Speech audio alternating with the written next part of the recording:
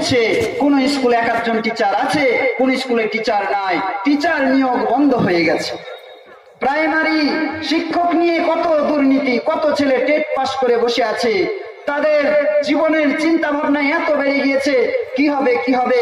কারোর বয়স 25 থেকে 28, কারোর বয়স 38, 39, 40 বছর বয়স হয়ে গেলে আর তাকে চাকরি দেওয়া হবে না, নিয়োগ নাই। চাকরিটা কি 60 বছরে দিবে সরকার? অনিশ্চিত ভবিষ্যৎ নিয়ে তারা তাদের রাত্রি যাপন করছে ভাই বন্ধুরা আমার। তাই বলছি, শিক্ষা ব্যবস্থা আমাদের কাছ থেকে এমন ভাবে ছিনিয়ে নিচ্ছে সরকার, আমরা বুঝতে পারছি না। আমরা সরকারের ডাকে সব সময় বিভিন্ন ভাবে সাড়া দিয়ে থাকি। আমরা যদি সরকারকে এই ব্যাপারে একটু বাধ্য করি, আমরা যদি সচেতন হই, আপনি কি জানেন সারা ভারতবর্ষের মধ্যে সব থেকে শিক্ষার দিক থেকে পিছিয়ে পড়া জাতির মধ্যে 1 নম্বরে রয়েছে মুসলিমরা, মুসলমানরা। তার মধ্যে মুর্শিদাবাদ হচ্ছে, হয়তো যদি জেলা হিসেবে সিলেকশন দেওয়া হয়, জেলা হিসেবে যদি তার একটা লিস্ট টানানো হয়, র্যাঙ্ক দেওয়া হয়, তো যদি র্যাঙ্ক দেওয়া হয় সর্বশেষ থেকে, অর্থাৎ পিছিয়ে পড়া জেলার হিসাবে সব থেকে পিছিয়ে পড়া জেলা হয়তো আমার মুর্শিদাবাদ হবে, মুর্শিদাবাদ হবে। আমি এমন একটি বিষয় আজকে আলোচনা করছি, আলোকপাত করছি, যেটা হয়তো অনেক পার্টির মানুষের খারাপ লাগতে পারে, কিন্তু ভাই আমি আপনার খারাপ লাগাটার কথা আমি বলছি না, আপনার খারাপ লাগলেও কিছু যায় আসে না, কিন্তু আপনার খারাপ লাগাটা যদি আপনি সমাধানের আগিয়ে যান, যদি বিডিওর কাছে যান, আমি বিশেষ করে বিডিও তথা এই এলাকার যিনারা সরকারি ঊর্ধ্বতন কর্তৃপক্ষ রয়েছেন, যারা সরকারি বড় ডিপার্টমেন্টের আধিকারিক আছেন, তাদের কাছে আমি আবেদন রাখছি যে আপনারা এই বিষয়গুলো খতিয়ে দেখুন। আমাদের সমাজের মানুষগুলো কিভাবে পিছিয়ে যাচ্ছে, এটা কি পিছানোর পিছনে কি আপনাদেরই হাত আছে, না আসলেই আমরা পিছিয়ে থাকি? আমাদের ছেলেরা তো রীতিমতো সকাল 10টায় স্কুল যায়, আবার বিকাল বেলায় বাড়ি ফিরে আসে, তাহলে কেন ক্লাস হবে না? কেন সেই জায়গায় গিয়ে ক্লাস পাবে না? কেন সায়েন্সের টিচার সায়েন্সের ক্লাস নেবে না? কেন অন্য শিক্ষক গিয়ে সায়েন্সের ক্লাস নেবে? আপনারা খোঁজ নিন। আর আমি সমস্ত গার্জেনদেরকেও অনুরোধ করছি, আপনারাও সচেতন হয়ে যান। আমি বলতে চাইছি, আপনি যাবেন উদয়রামপুর হাই স্কুলে, যে কেউ ঢুকেন, এমন নোংরা একটা পরিবেশ স্কুলের সৃষ্টি হয়েছে, একদম জঘন্য একটা পরিবেশ। স্কুল হচ্ছে সেখানে সুশিক্ষায় শিক্ষিত হওয়ার একটা আঙিনা, সেখানে মানুষ গড়ার একটা কারখানা।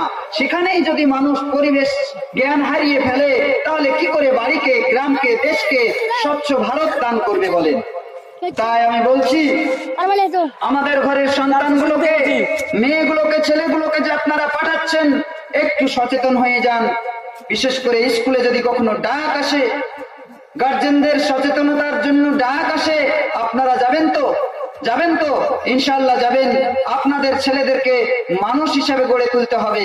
মাদ্রাসায় গেলে তো মানুষ হয়ই, কিন্তু আপনার স্কুলে যারা যাচ্ছে, তারা কি অমানুষ হওয়ার জন্য যাচ্ছে? তারাও তো মানুষ হওয়ার জন্যই যাচ্ছে। তারাও তো ধর্মীয় জ্ঞানটাকে তখনই বুঝতে পারবে যখন মাতৃভাষার জ্ঞান তার থাকবে, তার বিবেক বুদ্ধি তৈরি হবে। তাই আমি বলছি যে আমাদের সচেতন হতে হবে, এডুকেশন সিস্টেমটাকে শক্ত করতে হবে। আল্লাহ রাসূল সাল্লাল্লাহু আলাইহি সাল্লাম ওখানে বলেননি যে দ্বীনি শিক্ষায় শুধু অর্জন করতে হবে, পার্থিব শিক্ষা সেখানে শেখা যাবে না, এই নিষেধ নাই। কেন তাহলে আমরা ওই জায়গা থেকে পিছিয়ে? যে বাচ্চারা স্কুল যায় না, তাদেরকে স্কুল পাঠান। হ্যাঁ, সরকারের বিভিন্ন কৌশল চলছে, পড়াশোনা না হলেও আপনাকে সন্তুষ্ট রাখার ব্যবস্থা তারা করেছে। প্রত্যেকদিন মিড ডে মিল দিচ্ছে, আপনাকে সন্তুষ্ট করে দিচ্ছে। প্রাইমারি ছাত্রছাত্রীদেরকে ড্রেস দিচ্ছে, আপনাকে সন্তুষ্ট করে দিচ্ছে। মাঝে কিছুদিন আগে লকডাউন হয়েছিল, লকডাউনে চাল, ডাল, আলু দিয়ে আপনাকে সন্তুষ্ট করে দিয়েছে। আরে বাবা, 2 বছর পড়াইনি তো কি হবে? তোমাকে তো চাল দিয়েছি, তোমাকে তো ডাল দিয়েছি, তুমি কেন কথা বলতে আসবে? আমি বলছি এই কারণে যে আমাদের এই সন্তানগুলো 9-10 পাস করে যাবে, নাম লেখার অভিজ্ঞতা তার থাকবে না, ফলে সে একটা অন্ধকার আচ্ছন্ন যুগ সে দেখতে পাবে, অন্ধকার ভবিষ্যৎ সে দেখতে পাবে। ফলে সে পড়াশোনা করার জন্য সে কলেজে যাওয়ার ইচ্ছা করবে না, বরং মাধ্যমিক পাস করার পরে ছেলেরা কেরালা যাওয়ার চেষ্টা করবে। তাই বলছি, আমাদের ছেলেগুলোকে হারিয়ে ফেললে হবে না। আমি মাগরিবের সময় হতে আসছে, আমি শেষ নসিহত করে যাচ্ছি যে আমাদের সন্তানগুলোকে সুশিক্ষায় শিক্ষিত করতে হবে। দ্বীনি শিক্ষার সাথে সাথে দুনিয়ার শিক্ষাটাও জবরদস্ত করতে হবে।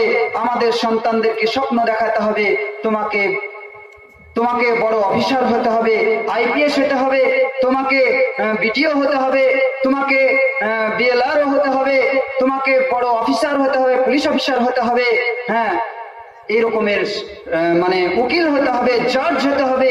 এই ধরনের আশা তার মনের মধ্যে জোগাতে হবে, শক্তি জোগাতে হবে। আমরা আমাদের সন্তানদেরকে আল্লাহর কাছে শপথের সঙ্গে সঙ্গে ভালো পরিচর্যা করব বলি ইনশাআল্লাহ। আল্লাহ পাক আমাদের সকলকেই সন্তান সন্ততির ব্যাপারে যেন কিয়ামতের মাঠে প্রশ্নের উত্তর যেন আমাদের সহজ করে দেয় বলি আল্লাহুম্মা আমিন। ওয়া আখিরু দাওয়ানা আনিল হামদুলিল্লাহ।